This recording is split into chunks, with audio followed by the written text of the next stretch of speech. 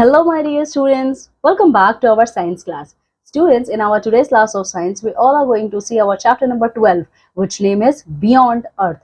Students, in this entire chapter, we all are going to talk about those things which is really beyond our Earth. Means in this chapter, we are going to talk about our universe. So come with me and let's see about the chapter.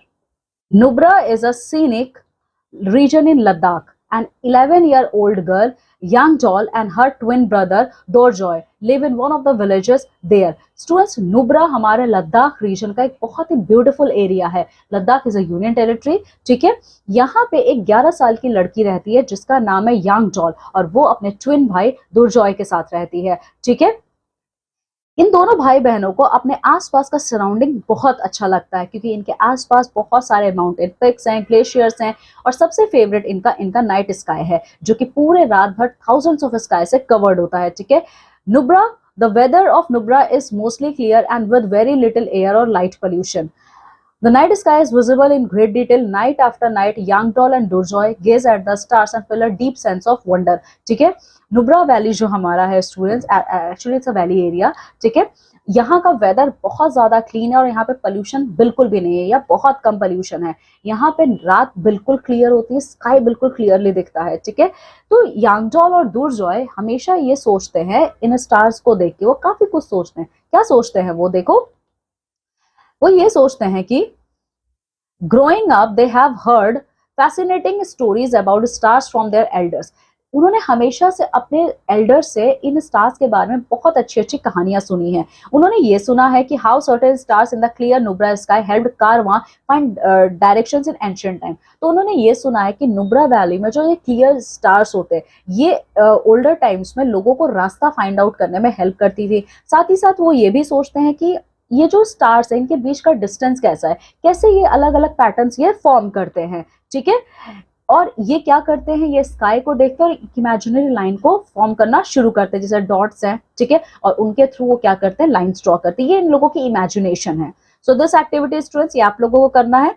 Now we are going to talk about stars and constellations. तो students ये stars और constellations क्या है.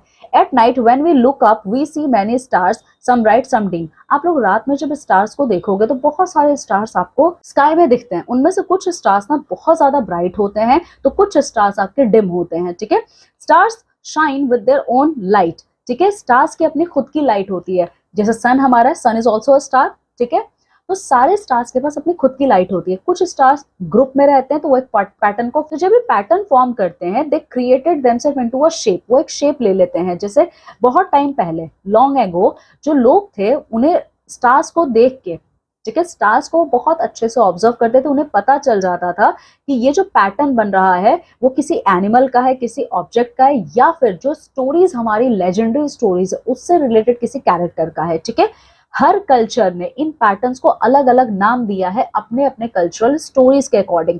ठीक है, साथ ही साथ students ये जो स्टार्स हैं ये नेविगेशन में बहुत हेल्प करते थे पास्ट में हमारे. ठीक है, मॉडर्न टेक्नोलॉजी यानी कि मैग्नेटिक कंपास के इन्वेंशन से पहले जो सेलर्स और ट्रैवलर्स हुआ करते थे वो लैंड और सी में इन्हीं स्टार्स को देख के डायरेक्शंस को फाइंड आउट किया करते थे. Even today my dear students, stars are also used for navigational purpose. Now know more to know. तो देखो, since different culture denotes the constellation boundaries in different ways, an international agreed set of constellation boundaries were identified by the International Astronomical Union IAU in the early 20th century. 88 constellations were officially listed, thus dividing the entire sky into 88 regions. These regions of sky are now defined as constellations.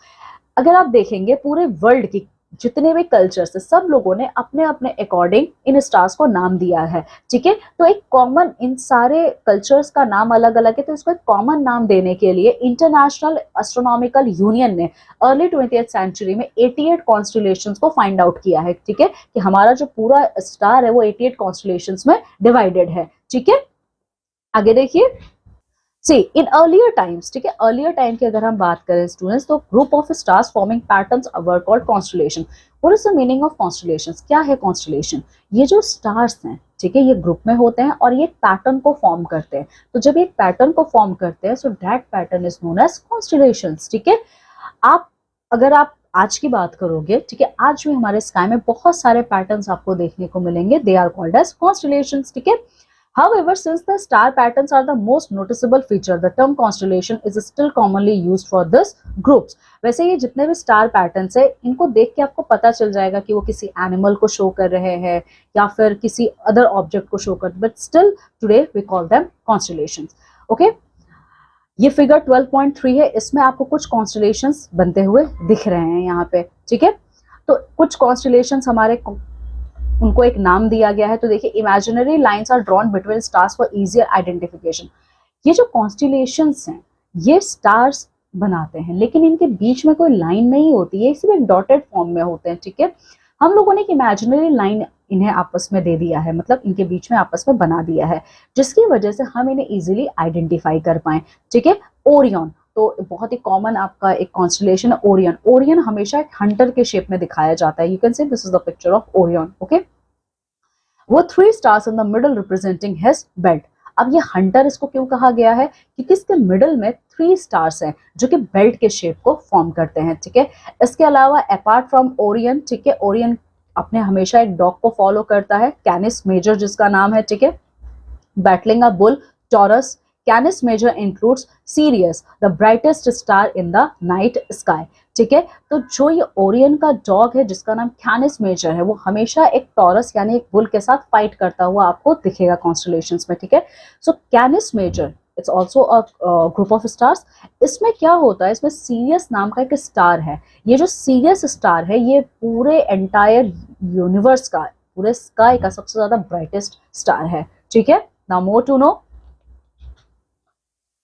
अगर हम हमारे Indian astronomy की बात करें, ठीक है, हमारे Indian astronomy में कॉन्स्टलेशन को नक्षत्र कहा जाता है. क्या कहा जाता है, नक्षत्र कहा जाता है. ठीक है, इसके अलावा बहुत सारे नक्षत्र हैं जो हमारे इंडियन एस्ट्रोनॉमी में माने गए हैं, जैसे अर्द्र.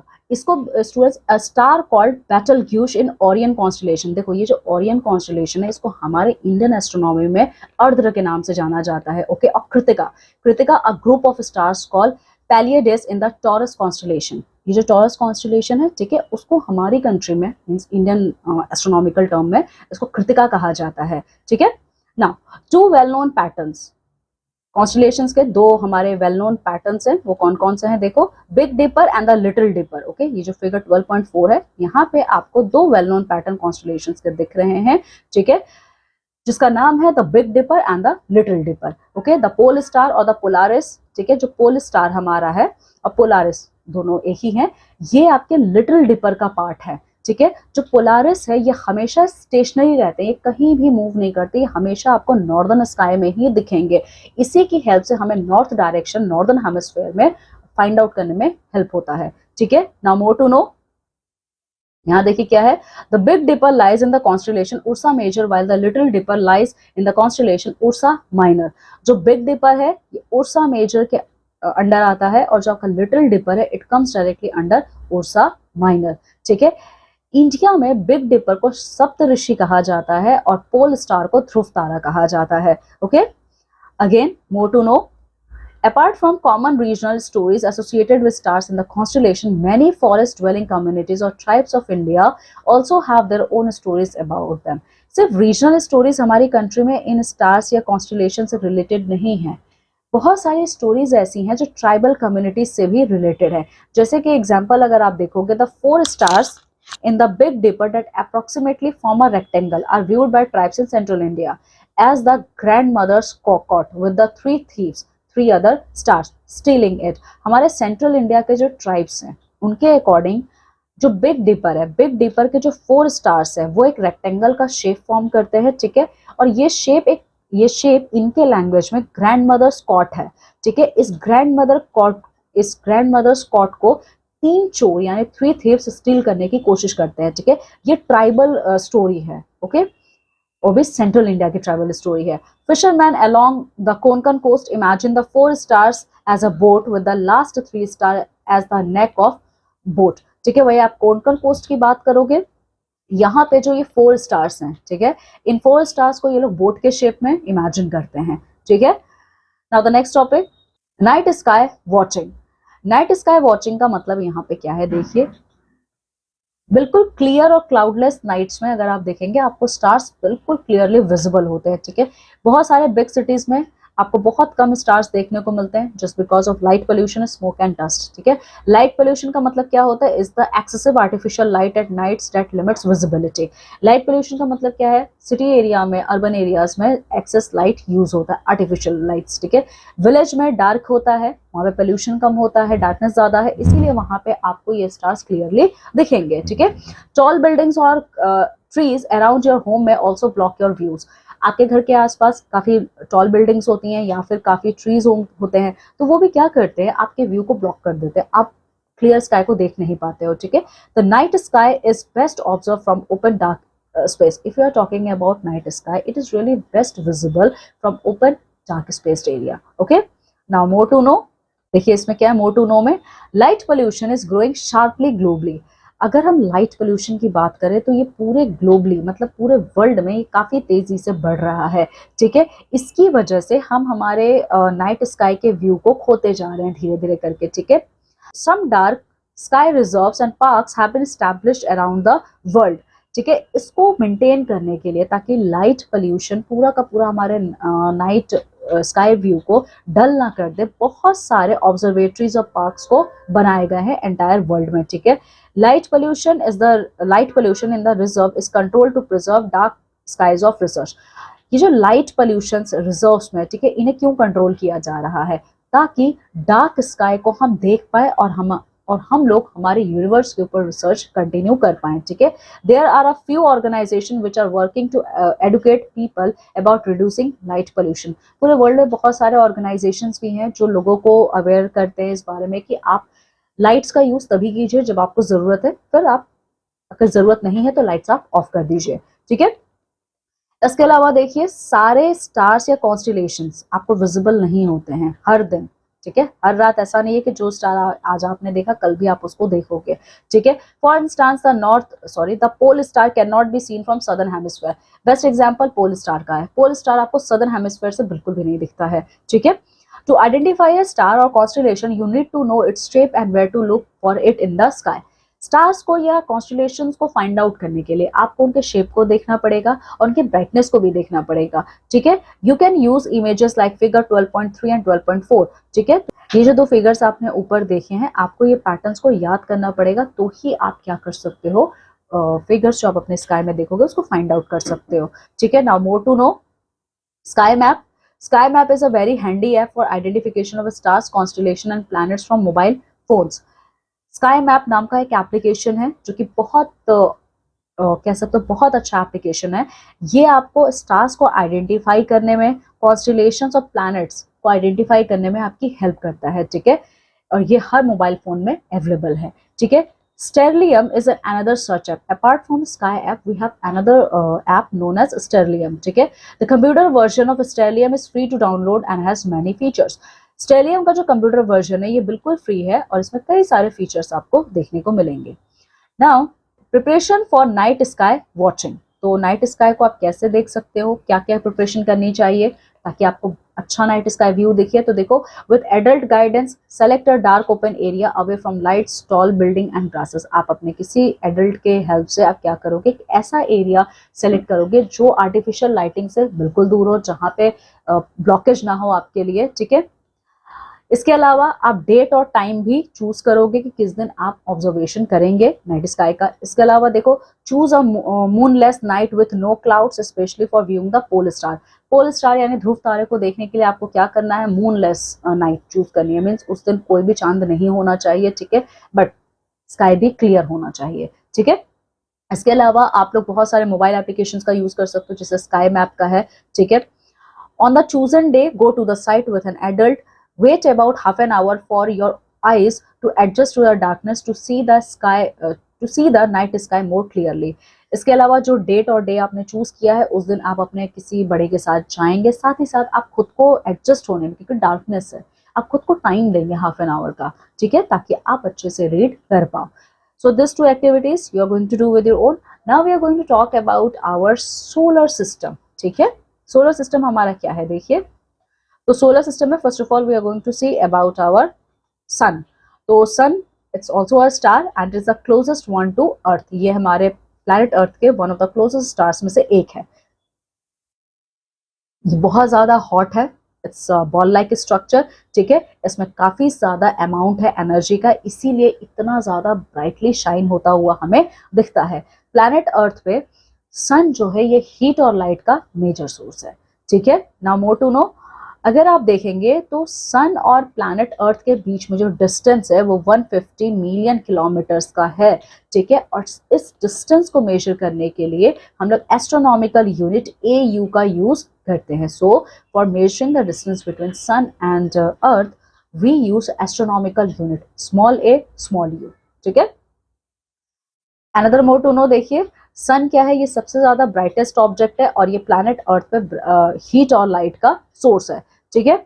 इसके अलावा अगर आप देखेंगे एंशियंट वर्ल्ड में हमारे जितने भी सिविलाइजेशंस थे, सारे सिविलाइजेशंस में सन को डाइटी के फॉर्म में यानी गॉड के फॉर्म में एक्सेप्ट किया गया था, ठीक है। हमारे इंडिया में अगर आप देखोगे तो सन को सूर्य के रूप में वर्शिप किया जाता है, ठीक है। The heat provided by the sun keeps the earth at a temperature that makes life possible. वो सन की हीट ही है जिसने अर्थ के टेम्परेचर को मेंटेन किया है, जिसकी वजह से यहाँ पे लाइफ पॉसिबल है। इसके अलावा सनलाइट प्लांट्स के लिए, प्लांट्स की ग्रोथ के लिए इंपॉर्टेंट है। अगर प्लांट्स अच्छे से ग्रो करेंगे तो हमारे प्लैनेट अर्थ पे क्या होगा, फूड और ऑक्सीजन का सप्लाई बना रहेगा, ठीक है। Sun is also responsible for maintaining the climate, season, weather, water cycle, wind, all, okay. Now sun, अगर आप सन के डायमीटर की बात करते हो तो सन का जो डायमीटर है वो 100 टाइम्स अर्थ के डायमीटर से ज्यादा है, ठीक है। बट स्टिल ये बहुत ही छोटा हमें दिखता है, ठीक है। Other stars being far away looks like tiny points even if they are bigger than the sun. During the day, the sun's brightness prevent us from seeing other stars. ठीक है, सन हमारे प्लैनेट अर्थ के one of the most closest stars में से एक है, ठीक है। फिर भी वो हमें एक छोटे से ऑब्जेक्ट के फॉर्म में दिखता है, बट बहुत सारे स्टार्स जो रात में हम देखते हैं वो सब हमें छोटे छोटे दिखते हैं, क्योंकि वो सन से साइज में काफी बड़े हैं और काफी दूर है प्लैनेट अर्थ से, ठीक है। सन की ब्राइटनेस की वजह से हम लोग दिन में कभी भी स्टार्स को देख नहीं पाते हैं, ठीक है। स्टार्स, अगर हम स्काई की बात करें तो स्काई में सिर्फ और सिर्फ हमारे सन नहीं है, ठीक है। स्काई में हमारा सिर्फ सन नहीं है, ठीक है। बहुत सारे और ऑब्जेक्ट्स हैं जो एक सोलर सिस्टम को बनाते हैं, ठीक है। ये सारे ऑब्जेक्ट्स इसमें से मैक्सिमम आपके सन के चारों तरफ घूमते रहते हैं और that moment is called as your revolution moment, ठीक है। नाउ मोर टू नो, तो यहाँ देखिए क्या है, सन के अराउंड घूमते हुए, ठीक है, सन के अराउंड हमारा प्लैनेट अर्थ भी घूमता है। प्लैनेट अर्थ अपने एक्सिस पे रहता है, ठीक है। एक फुल रोटेशन, ठीक है, एक फुल रोटेशन अपने एक्सिस पे जो भी हल्का सा टिल्टेड होता है, इसको कंप्लीट करने में earth takes 24 hours and due to this 24 hours और you can say due to this rotation of earth, day and night happens on our planet earth, ठीक है। अब प्लैनेट्स की बात करें, what is the meaning of planets? Let's see, planets क्या है? ये प्लैनेट्स एक बहुत ही बड़े, ठीक है, स्फेरिकल ऑब्जेक्ट्स होते हैं जो सन के चारों तरफ घूमते रहते हैं। Planet earth is also a planet, ठीक है। प्लैनेट अर्थ को एक रेवोल्यूशन कंप्लीट करने में अपने फिक्स्ड ऑर्बिटल पाथ पे प्लैनेट अर्थ का, सॉरी, सन का कितना टाइम लगता है? 365.5 डेज, ठीक है। इसके अलावा हमारे जो 8 प्लैनेट्स हैं हमारे सोलर सिस्टम में, वो कौन कौन से हैं, इनका ऑर्डर आप सभी जानते हैं। क्या है इसका पूरा ऑर्डर? तो सबसे पहले बात करते हैं, सन हमारे सेंटर में है, ठीक है, followed by Mercury, then Venus, then your Earth, then Mars, Jupiter, Saturn, Uranus and Neptune. ये पूरा सीक्वेंस है, ठीक है। ये इसी सीक्वेंस में आपको प्लैनेट्स के नाम याद होने चाहिए। Among all these 8 planets, we have 4 inner planets and 4 outer planets, ठीक है। तो वो कौन से आपके 4 इनर प्लैनेट्स हैं? Mercury, Venus, earth and Mars, ठीक है। इनको इनर प्लैनेट्स क्यों कहा जाता है? क्योंकि ये बाकी के प्लैनेट्स के कंपैरिजन में छोटे हैं और इनका जो सरफेस है वो रॉकी सरफेस है, ठीक है। Venus shines brightly at dawn and dusk, is called morning star और evening star, though it is not a star, ठीक है। वीनस बहुत ज्यादा ब्राइट स्काई है, ठीक है, इसीलिए इसको मॉर्निंग स्टार कहा जाता है और इवनिंग स्टार कहा जाता है, ठीक है। मार्स को हम रेड प्लैनेट कहते हैं क्योंकि मार्स का जो सॉइल है वो रेडिश कलर का है, ठीक है। हमारे प्लैनेट अर्थ का मैक्सिमम पोर्शन किससे घिरा हुआ है? वाटर से है, ठीक है।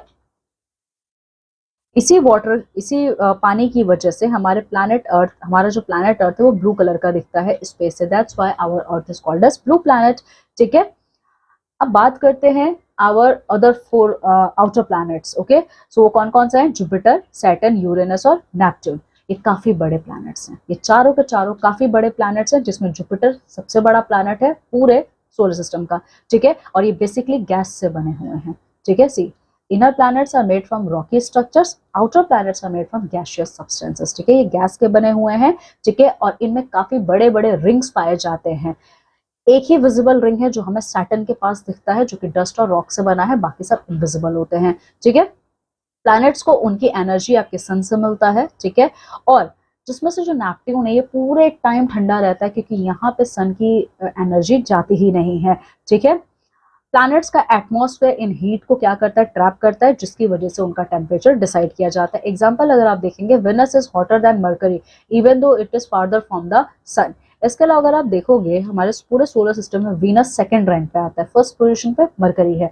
बट सबसे ज्यादा हॉटेस्ट प्लैनेट हमारे पूरे सोलर सिस्टम का आपका वीनस माना जाता है। ठीक है, वीनस जबकि दूर है सन से, लेकिन इसका जो हीट को ट्रैप करने की कैपेसिटी है, it is larger than Mercury. Okay, इसके अलावा आप देखोगे, Mercury, Mars, Jupiter and Saturn, ठीक है, are also visible to the naked eyes, appearing like shining dots. ठीक है, प्लैनेट अर्थ से हमें 4 प्लैनेट्स और दिखते हैं, मरकरी, मार्स, जुपिटर और सैटर्न। ये हमें दिखते हैं, बट बहुत ही डॉटेड फॉर्म में ये दिखते हैं। ठीक है, नाउ सो ये एक्टिविटी ये आपको करना है। ठीक है, नाउ नेचुरल सैटेलाइट्स। अब ये क्या होते हैं नेचुरल सैटेलाइट्स? देखिए, प्लैनेट्स क्या करते हैं?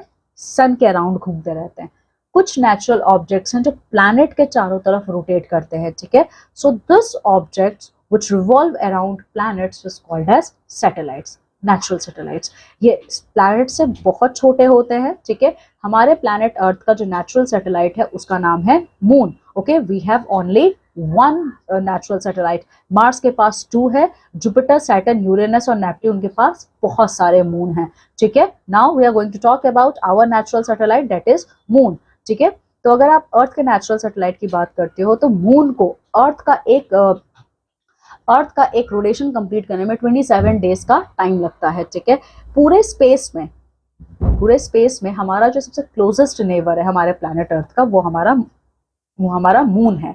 ठीक है, अर्थ की तरह मून पे कोई भी एटमॉस्फेयर नहीं पाया जाता है। ठीक है, इसका सरफेस एक सर्कल के शेप में है, बाउल लाइक स्ट्रक्चर्स इसमें पाए जाते हैं, क्रेटर्स, जिनको आप क्रेटर्स कहते हो। ठीक है, ये जो क्रेटर्स हैं ये बेसिकली फॉर्म हुए हैं आपके एस्टेरॉइड्स की वजह से। ठीक है, यहाँ पे कोई एटमॉस्फेयर नहीं है, कोई वाटर नहीं है, that's why life is not possible on the surface of moon.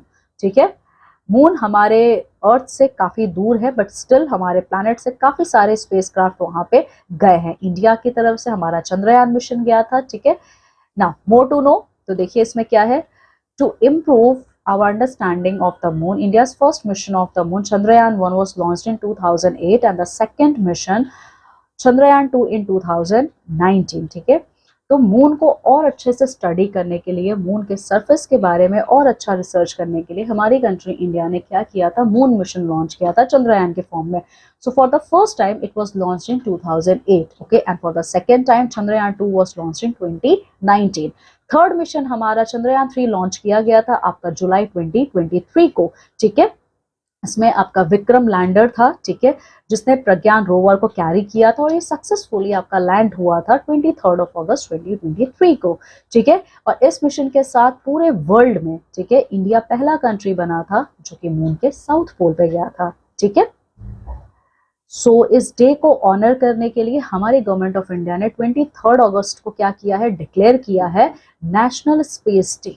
ठीक है, अब Chandrayaan-4 मिशन की प्लानिंग चल रही है। नाउ एस्टेरॉइड्स, अब ये एस्टेरॉइड्स आपके क्या है, देखिए, सन और प्लैनेट्स। ठीक है, सन और प्लैनेट्स के अलावा हमारे सोलर सिस्टम में we have so many small irregular shaped rocky objects, okay, and these are called as asteroids. ये बहुत सारे एस्टेरॉइड्स हमारे ऐसे हैं जो सन के आसपास घूमते रहते हैं। ठीक है, और जो एस्टेरॉइड का बेल्ट है, ये जो एस्टेरॉइड्स है ना, ये आपके बेल्ट शेप में पाए जाते हैं, और ये बेल्ट्स आपके 2 प्लैनेट्स के बीच में हैं, इनर और आउटर प्लैनेट्स के बीच में, यानी कि मार्स और जुपिटर के बीच में ये पाए जाते हैं। ठीक है, कभी कभी ओकेजनली अगर आप देखो कि बहुत सारे एस्टेरॉइड्स ऐसे होते हैं जो हमारे अर्थ के एटमॉस्फेयर से क्रॉस करते हैं। ना कॉमेट्स क्या है आपके, देखिए, Sometimes objects from the outer region of the solar system visit us. These objects, often with long tail, are called comets. Asteroids की तरह कॉमेट्स भी हमारे अर्थ के एटमॉस्फेयर को क्रॉस करते हैं, लेकिन एक डिफरेंस है, जो कॉमेट्स होते हैं इनकी ना टेल होती है, ठीक है। कॉमेट्स जो बेसिकली आपके बने होते हैं ये डस्ट, रॉक्स और आइस के बने होते हैं, ठीक है। जैसे ही कॉमेट्स सन के क्लोज जाते हैं तो ये जो फ्रोजन मटेरियल्स होते हैं, ये पहले तो ये फ्रोजन फॉर्म में होते हैं, but whenever they cross the sun, तो ये सन की एनर्जी की वजह से इसमें इवापोरेशन स्टार्ट हो जाता है, जिसकी वजह से कॉमेट्स के टेल आपके बनते हैं, ठीक है। तो ये कॉमेट्स जैसे जैसे सन से दूर जाते हैं इनकी रोशनी कम होती जाती है, क्योंकि इन्होंने किससे बोरो किया है, सन से बोरो किया है, ठीक है। और ये आपको नेकेड आइज से नहीं दिखेंगे, ठीक है। कुछ आपके जो कॉमेट्स हैं वो सन के अराउंड घूमते रहते हैं, तो कुछ आपके सोलर सिस्टम में रहते हैं या फिर कुछ गायब हो जाते हैं ऐसे ही, ठीक है। तो स्टूडेंट्स, अब आप लोगों ने यहाँ पे एक चीज देखा है कि बहुत सारे हमारे जो ऑब्जेक्ट्स हैं, ठीक है, हमारे सोलर सिस्टम के सारे ऑब्जेक्ट्स अलग अलग चीजों से बने हुए हैं। और क्या क्या हमारे सोलर सिस्टम का पार्ट है, इसमें सन है, 8 प्लैनेट्स हैं, उनके मून है, एस्टेरॉइड्स हैं और कॉमेट्स हैं, जिसमें से सबसे बड़ा हमारा स्टार है, सन है, ठीक है, और ये सबसे ज्यादा हैवी भी है। नाउ मोर टू नो, अगर संस्कृत में, अगर आप अपने संस्कृत लैंग्वेज और दूसरे इंडियन लैंग्वेजेस को देखोगे तो कॉमेट को हम लोग धूमकेतु कहते हैं। क्या कहते हैं? धूमकेतु कहते हैं। इंडिया के बहुत सारे ट्राइब्स इसको पुच्चो तारा के नाम से कहते हैं या फिर जिंदया तारो कहते हैं, यानी ट्राइबल लैंग्वेज में वी कॉल देम पुच्चा तारो और जिंदया तारो। बहुत सारे कल्चर में कॉमेट्स को लेकर डर भी होता है, ठीक है। लोगों को ऐसा लगता है कि कॉमेट्स अगर आया है इट मीन्स कॉमेट्स अपने साथ एक बैड लक लेके आया है, ठीक है। आ जाओ, अब बात करते हैं नेक्स्ट हमारा क्या है, द मिल्की वे गैलेक्सी।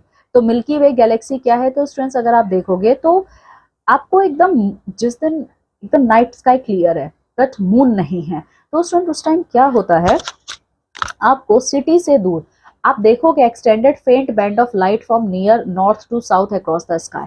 एकदम बिल्कुल क्लियर स्काई लेकिन मूनलेस स्काई में आप देखेंगे, आपको ना एक काफी दूर तक नॉर्थ टू साउथ डायरेक्शन में आपको ऐसा लगेगा कि एक पूरा फेंट बैंड ऑफ लाइट का एक पूरा एक्सटेंशन चल रहा है, ठीक है। ये हमारा घर है, वो कुछ और नहीं, ये हमारा घर है, ये हमारे सोलर सिस्टम का घर है, it means it is our home also. इसे हम मिल्की वे गैलेक्सी या फिर आकाशगंगा कहते हैं, ठीक है। एक गैलेक्सी में बहुत सारे मिलियंस से लेकर बिलियंस तक के स्टार्स पाए जाते हैं। हमारा सोलर सिस्टम जिस गैलेक्सी का पार्ट है उसका नाम है मिल्की वे। तो ये देखो, ये है आपका milky way. Now the universe. Universe आपका क्या है, देखिए मिल्की वे के आगे, ठीक है, बहुत, अब जैसे मिल्की वे इकलौता गैलेक्सी नहीं है, मिल्की वे की तरह बहुत सारे गैलेक्सीज हमारे स्पेस में प्रेजेंट है। जो साइंटिस्ट होते हैं इनकी स्टडी करते हैं, ठीक है, और इसी तरीके से यूनिवर्स की स्टडी कंटिन्यू रहती है। स्टूडेंट्स देखो, हमें ये नहीं पता है कि हमारे यूनिवर्स के अलावा, मीन्स हमारे मिल्की वे के अलावा यूनिवर्स में लाइफ और कहाँ एग्जिस्ट करता है, ठीक है। बहुत सारे सर्चेस लाइफ के चल रहे हैं, बहुत सारे जो सर्चेस हैं लाइफ के वो एक्सो प्लैनेट्स पे चल रहे हैं, मतलब planets orbiting stars other than the sun in our galaxy, ठीक है। सन के आसपास घूमने वाले दूसरे हेवनली बॉडीज में लाइफ पॉसिबल है या नहीं है, इसके ऊपर हमारे रिसर्च कंडक्ट किए जा रहे हैं। So far no evidence of life has been found but the research continues. अभी तक although we are not succeeded but still our research goes on. Okay, so this is all about the chapter. Now let's see the synopsis. तो क्या पढ़ा हमने? सन आपका एक star है जो कि हीट और लाइट प्रोड्यूस करता है, जिसकी वजह से हमारे प्लैनेट अर्थ पे लाइफ बनी हुई है। प्लैनेट बहुत ही बड़े होते हैं, स्फेरिकल ऑब्जेक्ट होते हैं और ये सन के चारों तरफ घूमते रहते हैं। इसके अलावा हमारे प्लैनेट, हमारे पूरे सोलर सिस्टम में 8 प्लैनेट्स होते हैं और ये ना सन से इंक्रीजिंग डिस्टेंस पे है, जैसे कि आपका मरकरी, वीनस, अर्थ, मार्स, जुपिटर, सैटर्न, यूरेनस और नेपट्टून, 8 प्लैनेट्स हैं। हमारा जो अर्थ है ये सन का एक पूरा रिवॉल्यूशन 1 साल में पूरा करता है, ठीक है। और ऑब्जेक्ट्स जो प्लैनेट्स के चारों तरफ घूमते हैं उन्हें हम क्या कहते हैं? उनको हम सैटेलाइट्स कहते हैं। हमारे प्लैनेट अर्थ का एक ही नेचुरल सैटेलाइट है जिसका नाम है मून, ठीक है। मून को 27 डेज का टाइम लगता है अपना एक रेवोल्यूशन कंप्लीट करने में सन के अराउंड, ठीक है। इसके अलावा सोलर सिस्टम कौन बनाता है? इसमें सन है, 8 प्लैनेट्स हैं, उनके मून्स हैं, बहुत सारे छोटे छोटे ऑब्जेक्ट्स जैसे एस्ट्रॉइड्स और कॉमेट्स, ठीक है। Okay, so together they form the solar system. Okay, so students, this is all about the chapter. Read this chapter very well and complete all your external exercises. Okay, now students, I'm taking leave. I'm going to meet with you all in the next class of science with a new chapter. Till then, take very good care of yourself. Bye.